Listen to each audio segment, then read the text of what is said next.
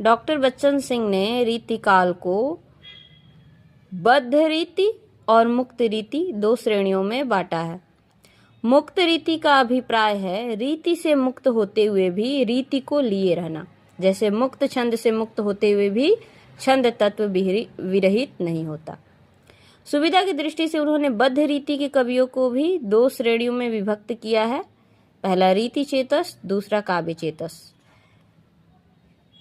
रीति चेतस कवियों का रीति के प्रति विशेष चैतन्य है और काव्य चेतस कवियों का काव्य के प्रति विशेष चैतन्य है। चिंतामणि, भिखारी दास आदि को पहली श्रेणी अर्थात रीति चेतस में रखा जाएगा, जबकि देव, मतीराम, पद्माकर आदि दूसरी श्रेणी अर्थात काव्य चेतस में आएंगे। दूसरी जो उन्होंने श्रेणी बनाई है वो है मुक्त रीति। मुक्त रीति को भी उन्होंने दो वर्गों में बांटा है, पहला क्लासिकल और दूसरा स्वच्छंद।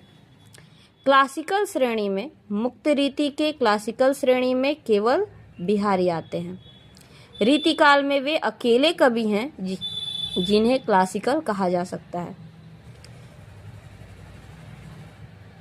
उन्हें मुक्त वर्ग में रखने से शुक्ल जी की उस त्रुटि का परिहार हो जाता है जिसके तहत उन्होंने बिहारी को रीति ग्रंथकार कवियों में रखा है। अब जो दूसरी श्रेणी है अर्थात मुक्त रीति की स्वच्छंद श्रेणी। स्वच्छंद श्रेणी में घनानंद ठाकुर, बोधा इत्यादि कवि छंद